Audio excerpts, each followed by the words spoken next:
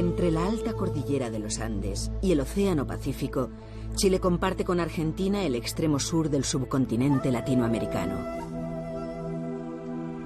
Es una estrecha y alargada franja de terreno cuya anchura media de apenas 176 kilómetros contrasta con su longitud que sobrepasa los 4.500 kilómetros.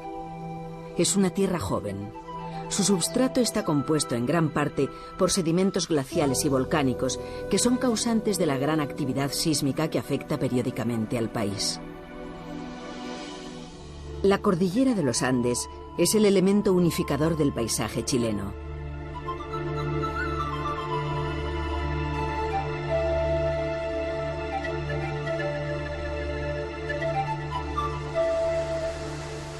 El Océano Pacífico baña de norte a sur toda la accidentada costa chilena, siendo una de las principales fuentes de riqueza del país.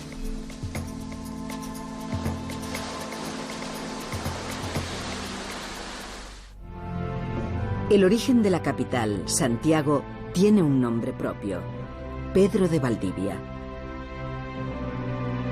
En 1539, el conquistador vivía cómodamente al cuidado de sus asuntos personales en Alto Perú, la actual Bolivia, alejado de los centros de poder y de su jefe principal, Francisco Pizarro.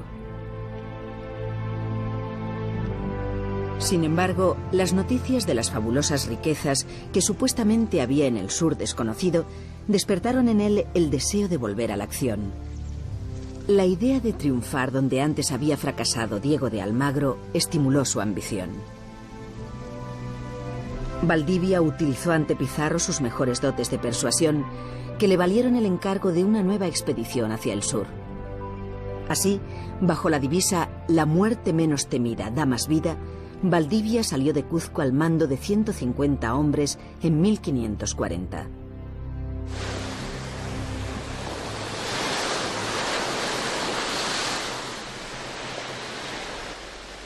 Bordeando la costa, y después de superar toda clase de dificultades en el camino, como la aguerrida oposición de los indígenas, los expedicionarios se enfrentaron con la aridez del desierto de Atacama, una de las zonas más secas del mundo. La presencia de España en esta loca geografía, como la describió Pablo Neruda, fue el resultado del empeño y la obstinación de Pedro de Valdivia. Estas tierras eran entonces el límite natural del vasto territorio que el español se proponía ganar para el reino de España.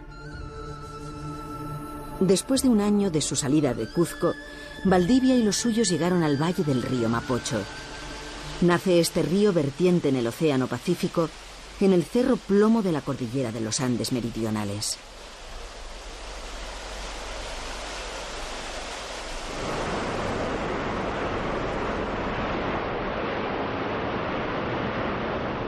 Valdivia sintió que aquel era el lugar tantas veces soñado en su largo camino y vio claramente allí el enclave de su futuro asentamiento.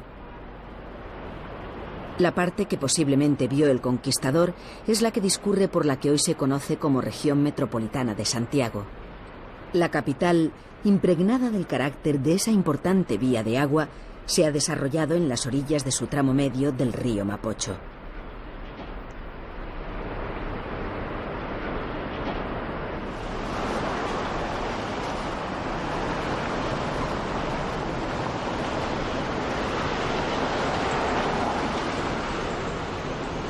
Valdivia acampó junto a este cerro, venerado por los indígenas, Huelén, que él rebautizó como Santa Lucía.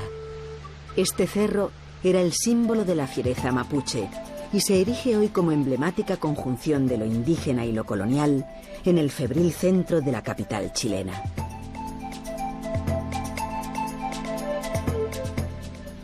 Hoy el cerro, ciertamente encajonado en la ciudad, es paseo público desde 1871, cuando el alcalde Benjamín Vicuña lo recuperó para el disfrute de los santiaguinos.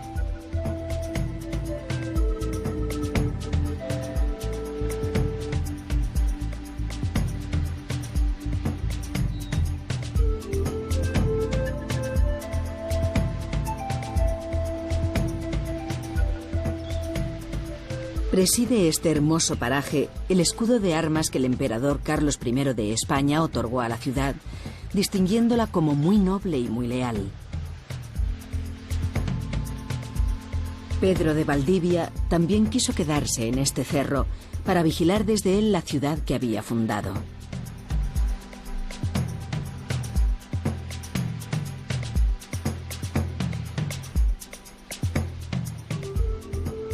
El alarife Gamboa, que había sido maestro de obras en el Perú, dibujó el primer plano de la futura villa.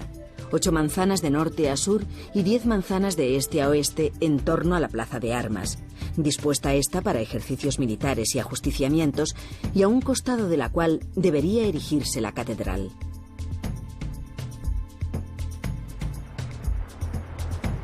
Del trazado original perdura la cuadrícula de las calles del centro de la ciudad, que algunos todavía nombran zona colonial.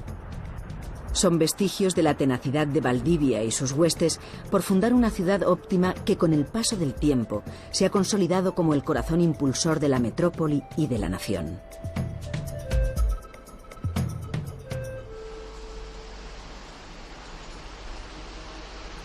No es por eso de extrañar que la fisonomía urbana de Santiago de Chile esté cambiando a tono con el tiempo que corre, siendo cada vez más numerosas las altas estructuras de hierro y vidrio destinadas a uso público y privado. Es un fenómeno, dicen los lugareños, del auge económico experimentado en el país en los últimos años.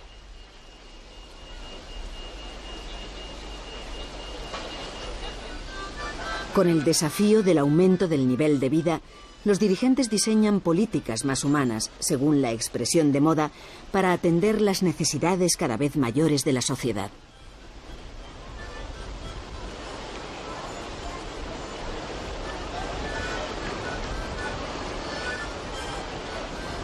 Yo creo que el problema principal para Chile es el tema de la equidad. Es decir, el país ha tenido un gran crecimiento económico, le ha ido muy bien a la economía, pero no necesariamente el pueblo se ha beneficiado de estos progresos.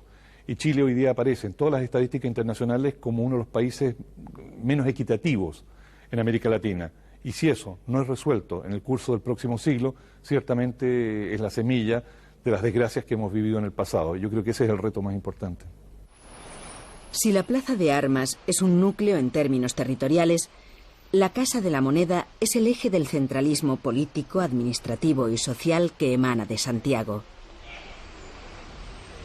Construida entre 1780 y 1799 para albergar las labores de acuñación de monedas, es desde los albores de la República la sede del Poder Judicial.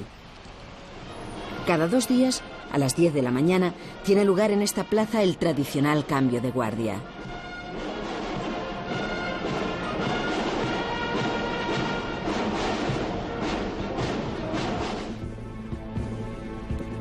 La capital da cabida a las sedes y actividades de las más relevantes instituciones: gobierno, banca, comercio, finanzas, cultura y recreación.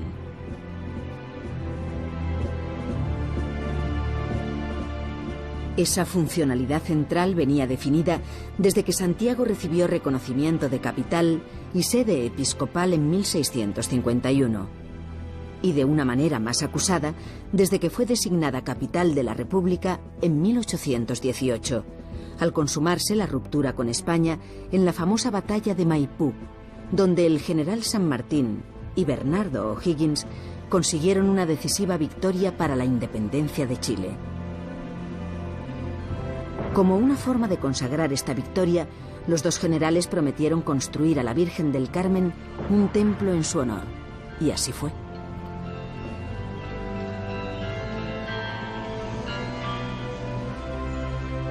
De la antigua construcción solo quedan parte de los muros originales. El templo que vemos actualmente fue construido a mediados de los años 40.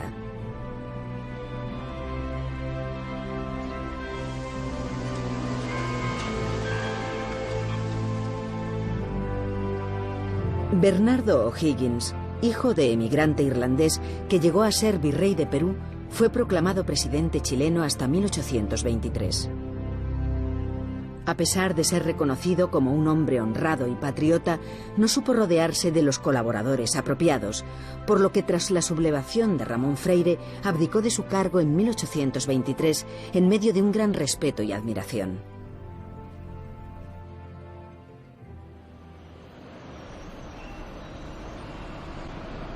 Pedro de Valdivia y Bernardo O'Higgins son pues dos de las figuras más significativas de la historia de Chile, y eso lo demuestra la ciudad de Santiago en sus avenidas y monumentos en honor a estos hombres.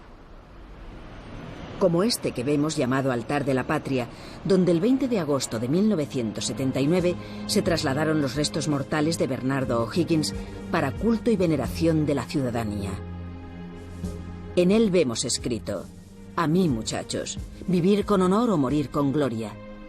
Permanente consigna de honor para todo chileno, formulada por el Libertador en el combate El Roble el 17 de octubre de 1813.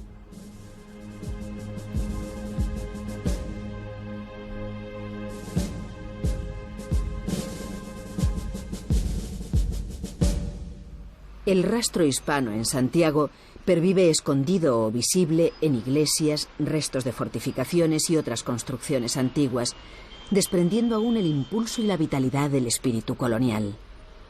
La muy extendida ciudad de Santiago, unos 35 kilómetros por 40, sigue creciendo hasta la cordillera. De los 24 barrios, los más conocidos son Providencia, Mapocho y Bellavista. La infraestructura funciona a base de amplias redes de autobuses, llamados también micro, que tienen un característico color amarillo y que podemos encontrar en cualquier lugar de la ciudad.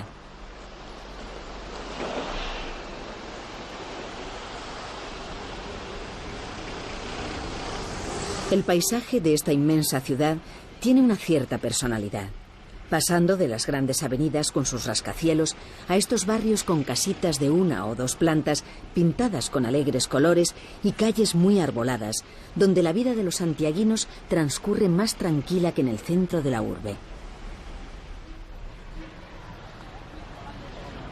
La conservación de la memoria histórica contenida en las vetustas edificaciones es hoy uno de los objetivos primordiales de los dirigentes chilenos.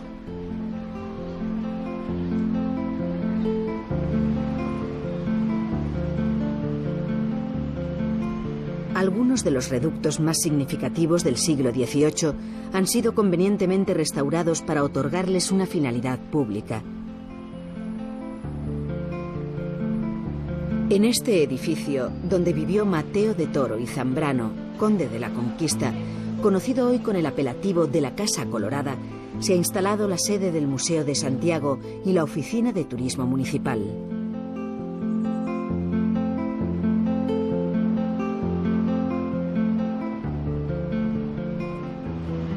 Junto a inmensos rascacielos encontramos la catedral. El italiano Joaquín Toesca, a cuyo genio de arquitecto se debe la construcción de la Casa de la Moneda, recompuso la catedral en el siglo XVIII tras quedar destruida la original por terremotos e incendios. Diseñada en líneas neoclásicas, las Torres Gemelas se instalaron en el siglo XIX.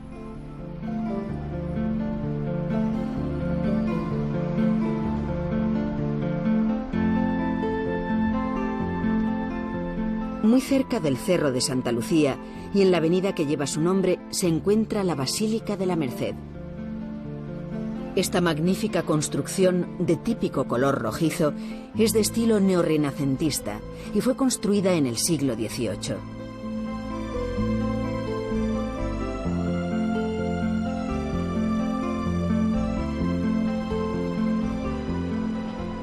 La ubicación de la iglesia de San Francisco en la bulliciosa avenida del Libertador O'Higgins resulta sorprendente por su proximidad a rascacielos y estructuras modernas, dando lugar a una convivencia de estéticas que pudieran parecer contrapuestas.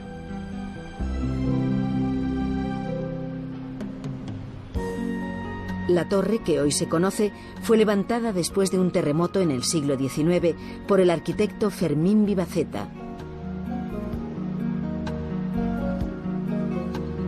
Lindante al edificio religioso se alberga el Museo de Arte Colonial, verdadero depósito de manifestaciones artísticas de la época.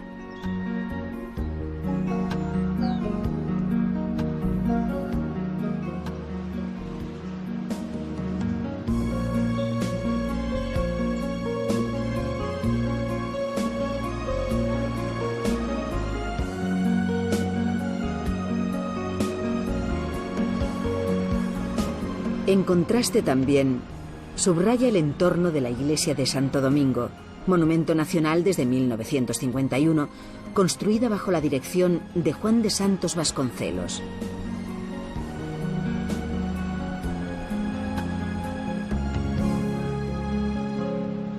Sin duda la hispanidad y en primer lugar la lengua, que adquiere una importancia creciente también en Estados Unidos y en otras partes, es un elemento central. Ahora, cuando uno observa los esfuerzos de otras naciones, por ejemplo, los ingleses, como ellos hacen la promoción de su lengua, o los franceses, como promueven el francés, yo creo que la promoción del castellano es un tema central y es un coaligante fundamental de la hispanidad. Pero yo creo que a nivel comercial, a través de la publicación de libros, por ejemplo, hay un fortalecimiento de la hispanidad. Y el hecho de que España sea el principal centro de publicaciones de libros es una locomotora muy importante para la promoción de la hispanidad. Seguidilla manchega son las que canto, son las que canto, son las que canto. Seguidilla manchega son las que canto, son las que canto, son las que canto. Porque las de mi tierra no valen tanto, no valen tanto. Porque las de mi tierra no valen tanto, no valen tanto. Seguidilla manchega. En las tradiciones chilenas tenemos una clara inspiración de la huella española. En sus fiestas, trajes y música podemos ver una cierta nostalgia de las fiestas españolas. Los entendidos creen hallar la raíz del baile chileno, la cueca, en las aportaciones de las diferentes emigraciones desde España.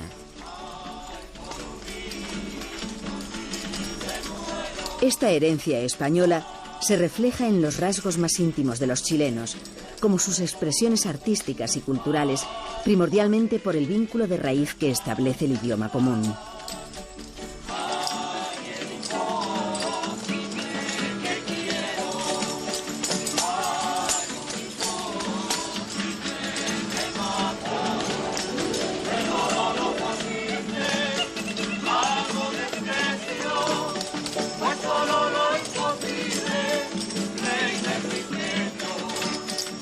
En términos prácticos, la hispanidad existe y existe en una forma muy material. Es decir, para mí no deja de ser extraordinario que Barcelona sea el principal centro de publicaciones de libros del mundo de habla castellana.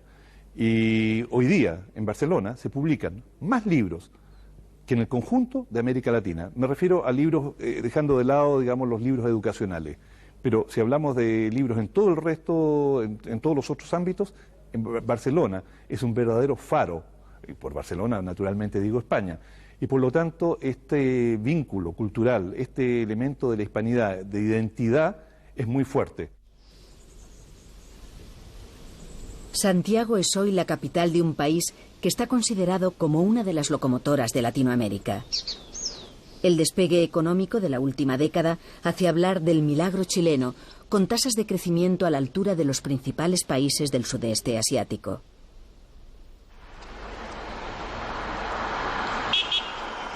Por lo demás, una parte considerable de la superficie urbana está dedicada al esparcimiento al aire libre. Las áreas verdes abundan, llámense Parque O'Higgins, Club Hípico, Quinta Normal o Parque Forestal. Este último situado en el norte del centro santiaguino, en un entorno de grandes alamedas y añosos árboles. Lugar para el disfrute de enamorados, ciclistas, lectores, paseantes, niños y mamás, y en general para todo aquel que quiera disfrutar del aire libre.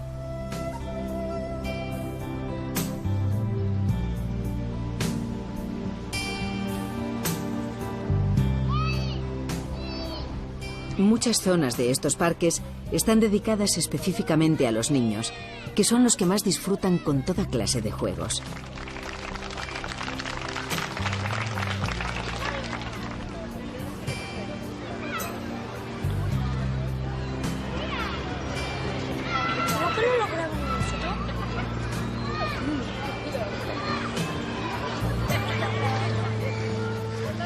Sin duda, la huella más profunda de la hispanidad en Chile es la raza.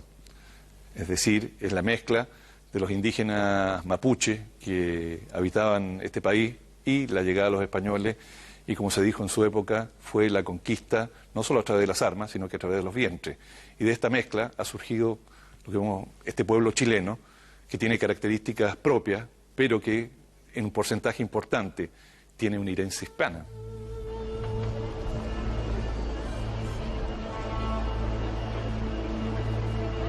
De la mezcla de la sangre de los españoles que llegaron con Valdivia y de los indómitos araucanos salieron los actuales habitantes de esta tierra.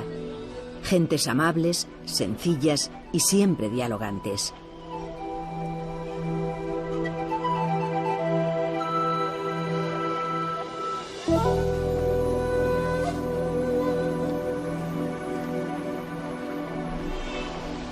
Nunca podía imaginar el conquistador español Pedro de Valdivia que con aquella pequeña expedición compuesta tan solo de 150 hombres llegaría a formarse esta gran ciudad que cuenta con 5 millones de habitantes aproximadamente.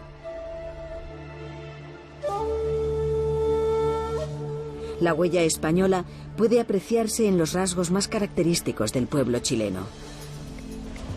El paisaje, pero sobre todo el paisanaje, ese abigarrado conjunto de seres que han ido transformándolo en una urbe de dimensiones e importancia planetarias, hacen de Santiago de Chile, del Santiago de Nuevo Extremo, que creó en su obstinación don Pedro de Valdivia, uno de los lugares más acogedores de toda la América del Sur.